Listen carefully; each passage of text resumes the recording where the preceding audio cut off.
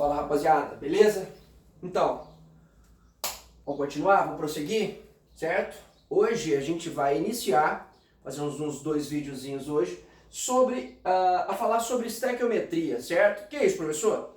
Estequiometria nem é uma matéria, e algumas bibliografias falam como se fosse chamada de cálculos químicos. Por que não é uma matéria, professor? Isso é o debólio. Na verdade, estequiometria não é o debólio. Estequiometria é a aplicação de outros conceitos em químicas. Como assim, professor? Leis ponderais. O que são leis ponderais? São as leis que estabelecem as relações mássicas. Lei de conservação das massas. Na natureza, nada se cria, nada se perde, tudo se transforma. Lavoisier, certo? A lei de proporcionalidade de Proust e a lei de Dalton. Todas elas falam que a massa ela é proporcional em um processo químico no universo e ela vai ser conservada, ok? Reações inorgânicas ou reações químicas no geral, onde você tem a conservação, o balanceamento, a relação 1 para 1 para 2. Por isso que é chamado de estequiometria, leva em conta os coeficientes estequiométricos, as relações quantitativas.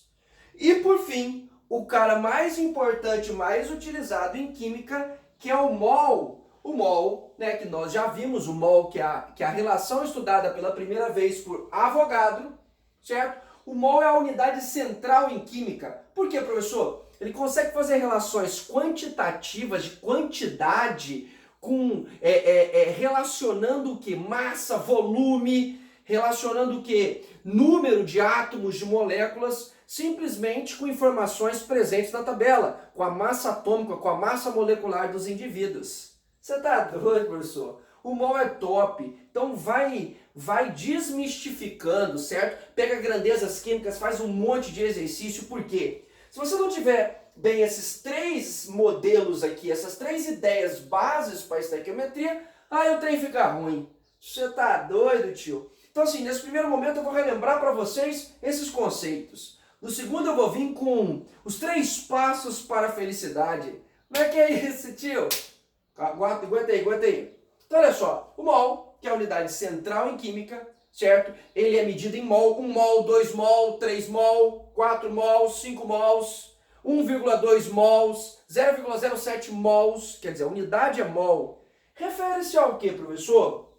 Bom, o mol, de acordo com o Avogadro, que foi calculado depois, tem vários números, arredondando 1 mol de qualquer coisa, 1 mol de ferro, 1 mol de moléculas de água, corresponde a 6,023, vamos para 6. 6 vezes 10 a 23 unidades. Então se eu falar 1 mol de caroço de milho, são 6 vezes 10 a 23 caroços de milho. Pode crer?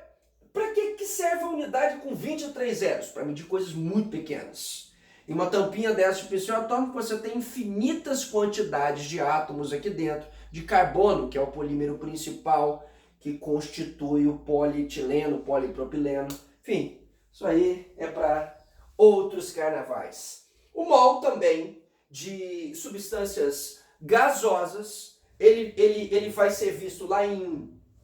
a gente vê em física e em química, certo? Onde a gente vê gás, o estudo dos gases, certo? Ele corresponde ao que, professor? Ele corresponde a 1 mol de qualquer gás na CNTP. O que é CNTP? CNTP aqui, rapaziada, ó. Condições normais de temperatura e pressão. Quando a temperatura for 0 graus Celsius, não sei o que é normal isso, né? E a pressão for 1 atmosfera, nós teremos um volume de um gás. Qual gás, professor? Qualquer um. Não importa se é o hidrogênio, se é o ozônio, se é o oxigênio. 1 mol de qualquer gás. Quando eu tiver 6,02 vezes 10 a 20, 6 vezes 10 a 23 moléculas de um gás, se for o hélio, átomos de hélio, nas condições normais de temperatura e pressão, então nós teremos um volume de 22,4.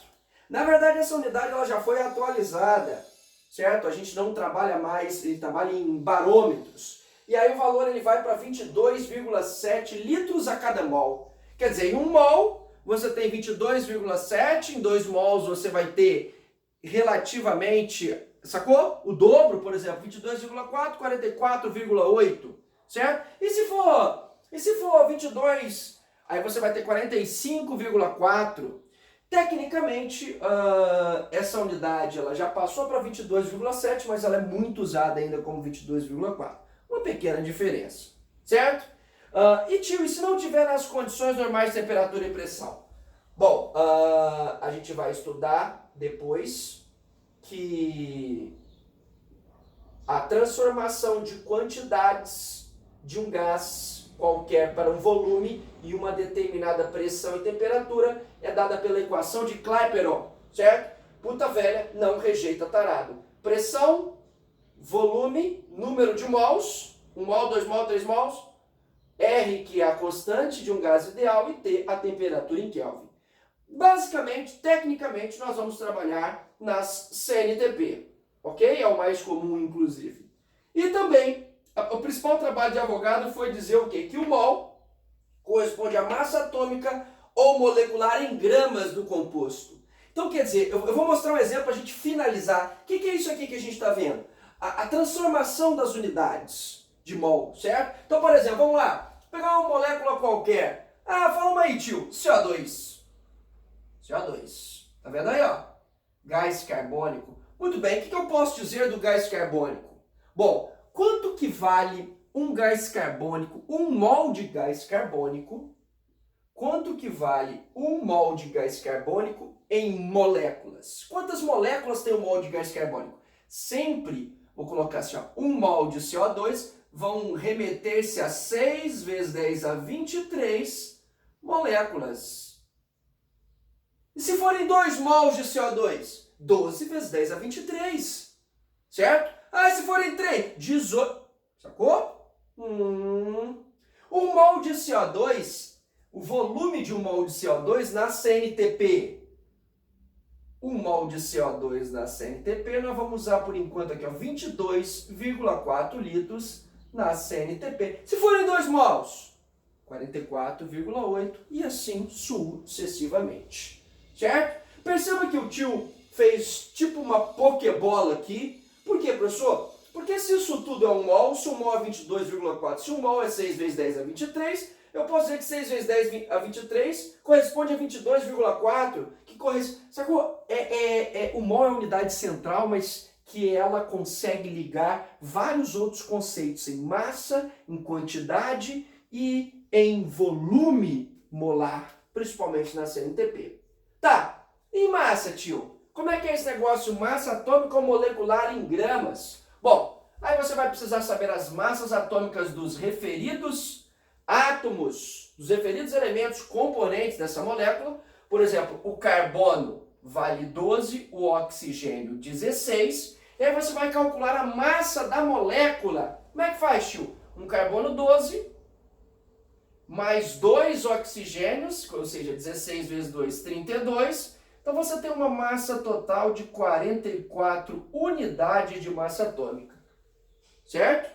Tá, e o que isso tem a ver com a massa em gramas? Avogadro disse, toda vez que você pegasse a massa do átomo ou da molécula em gramas, esse foi o trabalho da vida dele, correspondia a 1 mol, certo? A mesma quantidade. Ou seja, então, a cada 44 gramas de moléculas de CO2 que eu juntar, nós vamos ter 1 mol de CO2, que seria o quê? Seria a mesma coisa que 6 vezes 10 a 23, que seria a mesma coisa que 22,4 litros, e assim sucessivamente, certo? Então é muito importante que você tenha essa ideia das grandezas químicas, 1 mol. Se não fosse o CO2, fosse da água, seria a mesma coisa, 1 mol de água, 6 vezes 10 a 23.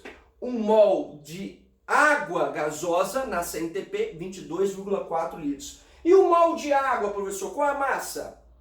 É a massa da molécula em gramas. No caso da água são 18U, 2 hidrogênios, o hidrogênio é 1, 1 vezes 2, 2, mais 16 do oxigênio, que são aqui, ó, faz essa conta comigo aqui, ó, 2 do hidrogênio, cada um é 1, 2, com 16, 18, ou seja, 18 gramas. Tá bom, rapaziada? Muito bem, vou dar um corte aqui e depois a gente volta com conceitos estequiométricos. Valeu!